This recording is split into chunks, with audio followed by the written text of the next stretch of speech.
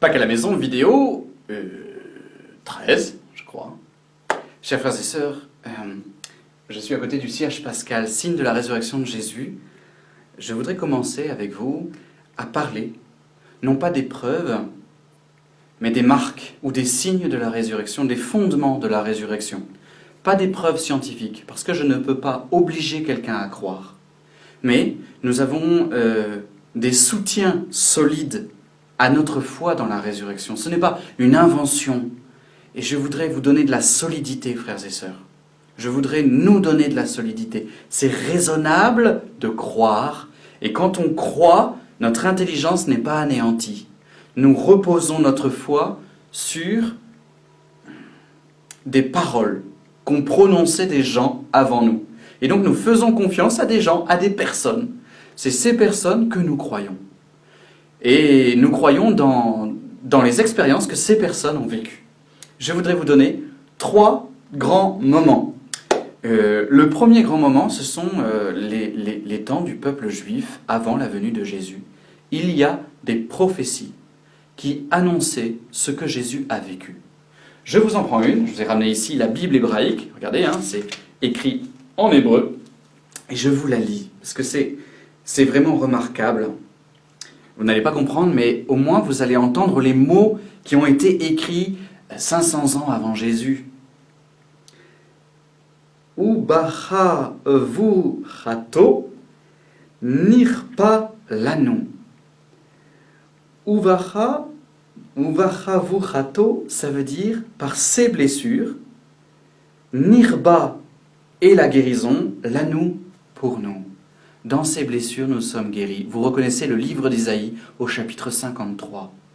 L'envoyé de Dieu devra souffrir, et dans ces blessures, nous recevrons le pardon de nos péchés et le réconfort dans nos épreuves. Dans ces blessures, nous sommes guéris, la guérison pour nous. Et donc, la guérison pour nous, nirpa lanu, la guérison pour nous, nirpa lanu. Ça, c'est l'Ancien Testament. Des centaines de textes ont annoncé la venue du Sauveur. Et quand on regarde la vie de Jésus, on se rend compte qu'il les accomplit.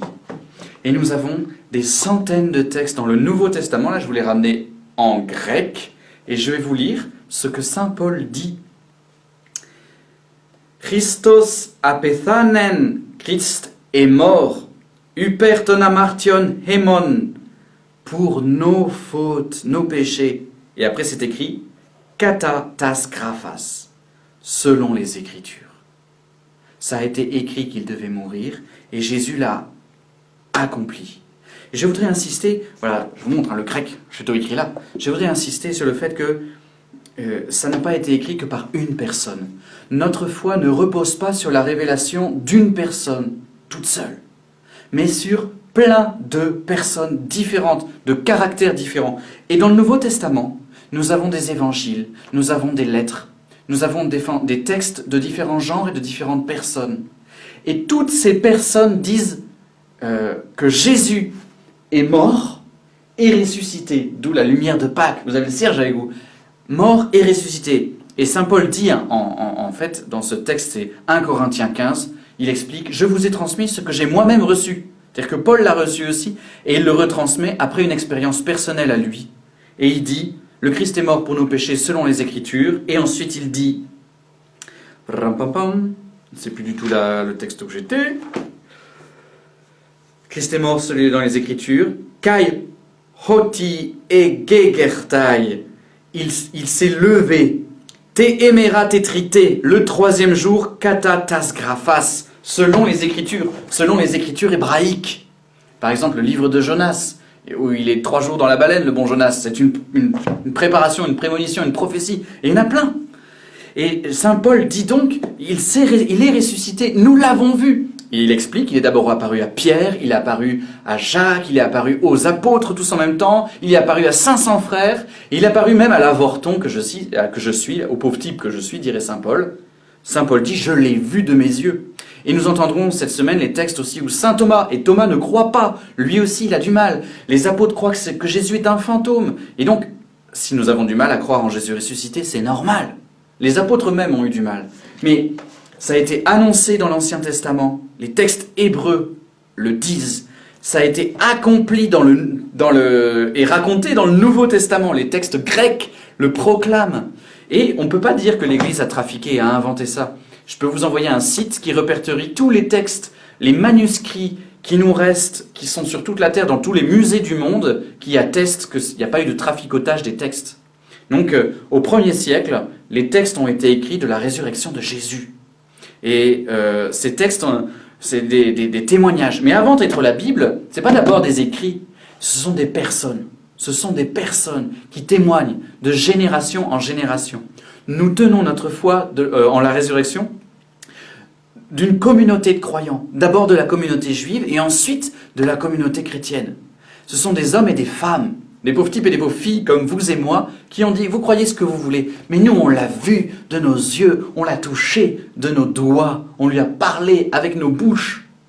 Et ça, c'est une force immense.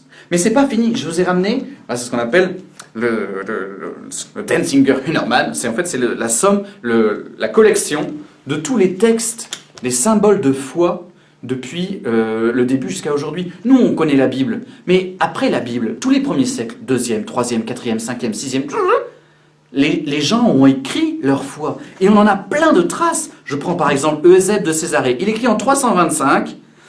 Le Verbe de Dieu, Jésus-Christ, lumière de lumière, pour notre salut s'est incarné, a demeuré parmi les hommes, le 3e jour, a souffert, et le 3e jour est ressuscité, en 325. Et comme Eusèbe de Césarée, il écrit quand il est vieux, il a été baptisé vers 250. Donc il est en train de donner un témoignage, vers 250, c'était une évidence, il a proclamé sa foi à son baptême, que Jésus était ressuscité. C'est l'Église, voilà, et ça c'est les symboles de foi, des textes. Mais encore plus fort que les textes, il y a la liturgie. La liturgie. On a des traces de textes liturgiques depuis le début. Et même dans l'évangile de Jean, Jésus apparaît le 1er jour et il apparaît le 8e jour, c'est-à-dire le dimanche qui suit. C'est-à-dire que Saint Jean nous dit célébrer la liturgie. Nous célébrons la liturgie dès le départ. Dès le départ, le dimanche, tous les dimanches, on s'est rappelé Jésus, dimanche dernier, il est ressuscité. Il y a 15 jours, il est ressuscité. Il y a 3 semaines, il est ressuscité. Notre nouveau jour de joie, c'est le dimanche. Jésus est ressuscité. Jésus est ressuscité. Et dans la liturgie, la messe, à la veillée pascale, on fête cette nuit très sainte. Et la veillée pascale, elle a été instituée, je crois, 4e ou 5e siècle. Le fait de le célébrer de la nuit, voilà que ça émerge la nuit. On s'est dit, tiens, la nuit, ça sera encore plus fort comme symbole. Mais le dimanche, c'est dès le départ. Saint Jean en parle. Saint Jean en parle. Voilà, je vous dis, c'est 4 choses. Donc, annonce dans l'Ancien Testament, accomplissement par Jésus, puis relaté par les écrits du Nouveau Testament. Mais c'est surtout la communauté croyante. La communauté croyante, elle produit 3 textes. La communauté croyante, elle produit les textes de la Bible. Ensuite, elle produit les textes de foi. Ensuite, elle produit et elle vit la liturgie. Frères et sœurs, notre foi n'est pas sans fondement. Nous ne sommes pas des idiots, nous les catholiques. Nous appuyons notre foi. Pas des preuves, hein. C'est pas des preuves, parce qu'on est toujours obligé de faire confiance, si on veut croire, aux personnes qui l'ont vu. Ni vous ni moi, nous l'avons vu. On a des signes, on y reviendra à d'autres vidéos. Mais je voudrais bien que vous reteniez ça. Notre foi a des fondements. La résurrection, ça n'est pas une lubie d'un mec tout seul dans sa caverne. C'est une communauté de croyants qui cherchent différents moyens pour nous transmettre la foi. Et ces différents moyens sont accessibles aujourd'hui. En plus, avec les médias informatiques, on a accès directement au musée. Et donc, on a non pas des preuves, mais des fondements. Frères et sœurs, nous pouvons croire en la résurrection de Jésus. Et donc, je vous pose la question, pourquoi vous croyez en la résurrection de Jésus? Quels sont les fondements de votre vie? Sur quoi vous vous appuyez pour croire? Je vous souhaite une bonne journée et Christ est ressuscité. En grec, ça se dit, Saint Paul le dit au 15e chapitre de la première aux Corinthiens, Christos egegertai, te emera tetrite, le 3e jour. Christos egegertai. Christos egegertai.